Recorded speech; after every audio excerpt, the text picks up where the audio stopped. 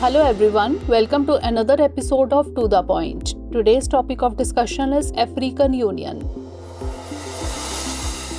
First of all, let's see why is it in the news. Recently, the African Union became a new permanent member of the G20 during the 18th G20 Heads of State and Government Summit in New Delhi. Now let's discuss about the African Union. The African Union or AU is a continental body consisting of the 55 member states that make up the countries of the African continent. It was officially launched in 2002 and replaced its predecessor, the Organization of African Unity, which was founded in 1963. Its primary objective is to promote unity, cooperation, and development among African nations while advancing the continent's interest on the global stage. It aims to strengthen political, economic, and social integration among African countries with a vision of achieving an integrated, prosperous, and peaceful Africa. Its headquarters are located in Addis Ababa, Ethiopia. Now moving on to its structure.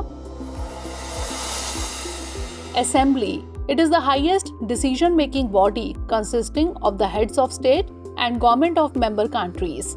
Executive Council. Made up of foreign affairs ministers, handles policy matters and makes recommendations to the Assembly. AU Commission. Headquartered in Addis Ababa, is the administrative arm responsible for implementing the decisions of the Assembly and the Executive Council. The Peace and Security Council, responsible for maintaining peace and security on the continent. Now let's have a look at significance of AU's inclusion in G20. The AU's membership in the G20 offers an opportunity to reshape global trade, finance, and investment structures.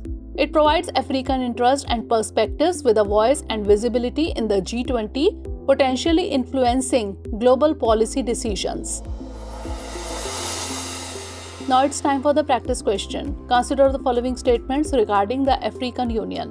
1. The African Union is a continental body consisting of the 55 member states that make up the countries of the African continent. 2. It was officially launched in 2002 and replaced its predecessor, the Organization of African Unity. 3. The African Union became a permanent member of the G20 during the 18th G20 Heads of State and Government Summit in New Delhi, 2023. Which of the statements given above is or are correct? 1 only, 2 only, both 1 and 2, or neither 1 nor 2? Send the answer of this question in the comment section. Stay tuned for the next episode.